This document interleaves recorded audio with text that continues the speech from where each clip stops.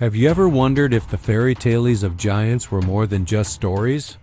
For centuries, strange reports have surfaced from every corner of the globe, whispering of a lost race of giants who once walked the earth. In this video, we're going to pull back the curtain on one of history's most compelling and suppressed mysteries. Let's travel back to the 1800s. All across America, from New York to California, newspapers were buzzing with incredible discoveries. We're talking hundreds of documented reports from reputable sources, local historians, archaeologists, even town officials describing the unearthing of enormous human skeletons. These weren't just slightly taller than average. Some were reported to be 9, 10, even 12 feet tall. And the strangeness didn't stop there. Many of these accounts mentioned bizarre anomalies: skulls with double rows of teeth, 6 fingers on each hand, and 6 toes on each foot. These weren't isolated incidents. They were found in burial mounds, ancient caves, and forgotten tombs, often alongside sophisticated copper armor, intricate tools, and artifacts that seemed far too advanced for the accepted timeline of human history. Imagine the excitement of these discoveries. The evidence was tangible, physical proof that challenged everything we thought we knew about the past. Newspapers like the New York Times and the Scientific American ran stories about these finds. But then, something strange started happening. The evidence began to disappear. In almost every case, a pattern emerged. Shortly after a discovery was reported, representatives from established institutions, most notably the Smithsonian, would arrive to collect the remains for further study. And just like that, they would vanish. The bones were never seen again. Public inquiries would be met with silence, denial, or claims that the bones were lost or misidentified. This is where the story takes a darker turn into the realm of a potential cover-up of colossal proportions. Numerous researchers and whistleblowers have come forward over the years, alleging a deliberate and systematic effort by the Smithsonian Institution to destroy this evidence. One of the most famous allegations comes from an affidavit supposedly signed by a high-level Smithsonian curator in the early 1900s who claimed to have witnessed the destruction of tens of thousands of giant human skeletons. He described a secret order from his superiors to eradicate any evidence that contradicted the newly forming Darwinian theory of evolution. According to these claims, countless skeletons were loaded onto barges and dumped into the deep ocean, forever lost to history. Why would they do this? If these giants were real, they wouldn't just rewrite a chapter of history, they'd tear the whole book apart. The existence of a highly advanced race of giants would shatter the neat, linear progression of human evolution that was being cemented as scientific dogma. It would open the door to questions that science wasn't and still isn't prepared to answer. This is where we connect the archaeological mystery to an ancient, biblical narrative, the story of the Nephilim. The Book of Genesis, chapter 6, speaks of a time when the sons of God came down and had children with the daughters of men, and their offspring were the mighty men who were of old, men of renown. The Hebrew word used here is Nephilim, which translates to the fallen ones or, simply, giants. This narrative isn't unique to the Bible.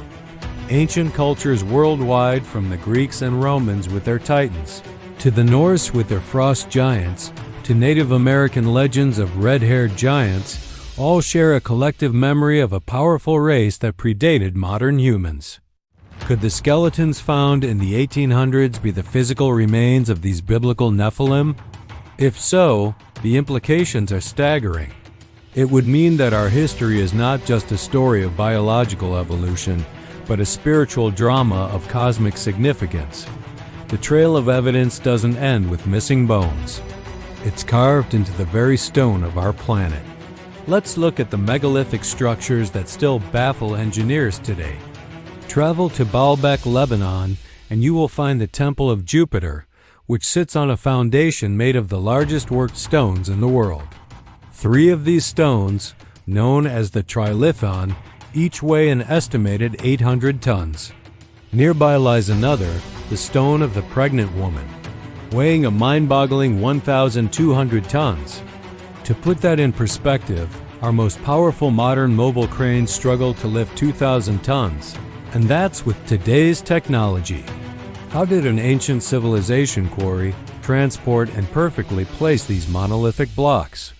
Now let's go to Peru, to the fortress of Sacsayhuaman.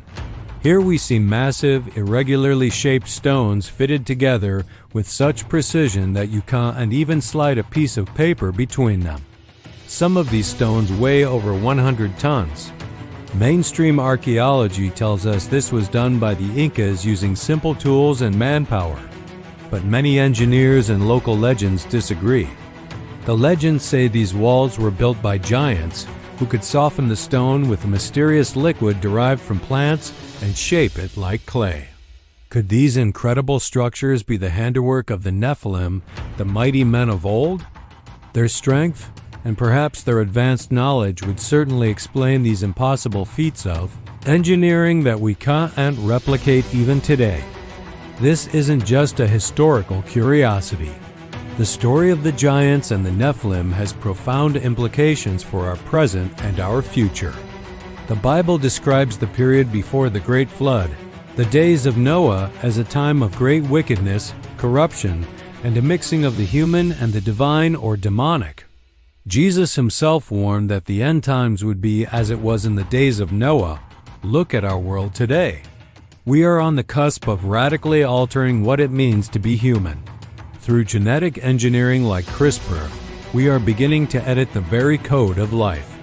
Through transhumanism and advancements in artificial intelligence, we are seeking to merge man and machine, to transcend our biological limitations and become something more. We are, in a sense, reaching for the forbidden knowledge that the sons of God brought down in ancient times. Are we unknowingly repeating a dangerous ancient pattern? Are we on the verge of creating our own modern-day Nephilim, not through supernatural union, but through a technological one? The mystery of the giants is a puzzle with many missing pieces. It's a story of lost evidence, suppressed history, and ancient texts that suddenly seem startlingly relevant. The bones may have been hidden, the history rewritten, but the stones themselves cry out. The megalithic wonders of the world stand as silent, towering witnesses to a past far grander and more mysterious than we've been led to believe. The truth is calling out from the dust of the earth, from the pages of ancient scriptures, and from the whispers of a forgotten age. The question is no longer, did giants exist? The question is, what does their existence mean for us today? The narrative we've been sold is incomplete. But by piecing together the clues, the old newspaper clippings, the whistleblower testimonies, the impossible architecture, and the ancient biblical warnings, a new picture begins to emerge. It's a picture of our past that is deeply intertwined with a spiritual reality, a cosmic struggle that continues to this day. We stand at a crossroads, armed with technology our ancestors could only dream of, facing choices that could echo the very events that led to a world-altering cataclysm. The truth is out there, waiting for those with eyes to see and ears to hear. Thank you for joining us on this journey into the suppressed history of the giants. If you want to uncover more biblical mysteries and explore the truths that have been hidden from us, make sure to subscribe to our channel. Hit that like button if this video opened your eyes, and share it with others who you know are seeking the truth. The revelation is only just beginning.